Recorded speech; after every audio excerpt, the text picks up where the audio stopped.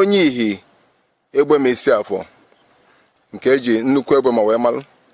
Nna ikwu biko na-atụpụrụ oge gị gaa n'iru gwa anyị afa ikpe ịga ọfọ n'isi ọzọ obodo aka na anọ. Afa m bụ Ikechukwu bụ afa chi nne na nna m bara. Afa m Ichukwu mbụ Rafael onye ọ ga-adịrị mma, onye egbe m isi afọ. Ọmụ okenye egbe m isi afọ niile gburugburu kịta nke Chineke nyere nsị ka m na-ele ya anya. Ọ bụ dị n'ike nọ n'Ikechukwu nna m fa bara. Afọ ọzọ m bụ Ogbuefi Eze-Ama ka a na-etu m n'afọ echichi. A sị ka nkene ọzọ bụ ka mkpere aha ọfọ na ife dị mma na ogologo ndụ na ahụike adị enweta ife na-akpọta ife a ya ekwenya ka ọ bata n'ọzọ obodo ka anyị na-anụ ya na ntị ka anyị afụju ihe n'anya. Mgbe mbụ ọzọ obodo adịghị enwe ụdị ife a, ọ nọghịzi ife na-eme, ụfọdụ ji ya kwụwa ọtọ owe na-enye nsogbu. Ọzọ bụ uwe mee mbọchị awọsị ka ha pụọ arụ n'ọzọ kpochapụ ya ka ọ pụọ ka ha nwere onwe anyị. Andị akpụkwara arụ ahụ ọ na-emekwa ife. Ụfọdụ ndị anyị ji anya etuchi, ụfọdụ bụ ndị ajọ mmadụ, ụfọdụ si na-ebi ebi, ụfọdụ si na nwanne ha afụ nwanne ha n'anya ya ife kpere ekpere ahụ. Na mgbe mbụ na ndebe nna ahụ eji edu mmadụ akpa ego akpọ ya ọbara, mana kịta ụfọdụ jiri nwanne ha ma nna ha akpa ego mana afọ dị ya mbụ na anaghị ya.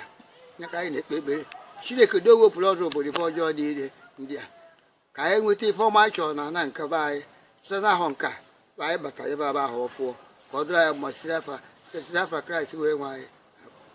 Nke abụọ, abụ m onye omenala egbe m isi afọ a ife chiketa ike akpọta ebe ma agwọ ọrụ nya ma mmadụ adịghị egbu mmadụ nọ mkpụrụ nke afọ ka m na-enye onye ọbụla ọ na-adịrị ya mma. Donu mụ ji ọfọ okenye taa ọfọ Igbo n'ọbọdụ nke Baịbụl ekpere ka m na-eme ka mkpere unu ọkwọ ntu a jikwa ife akụ esi mee n'ọfọ n'ohi ya nna ekwu ndewo.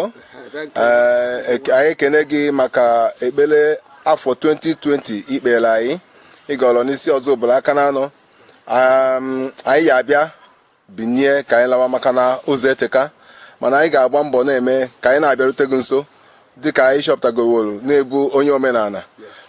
Anyị site na gịnwa site n'ịkọwapụta na nkọwapụta ị ga na-enye anyị ga-eji na-amata na-emekwanụ ka ụmụaka anyị ndị na-etolite mara uru omenala bara. Na ikwu n'ebe a ka anyị na-apịachi nnọkọ anyị na ya n'ụbọchị tata.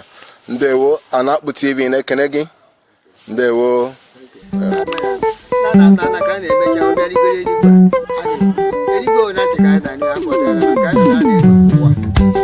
Chineke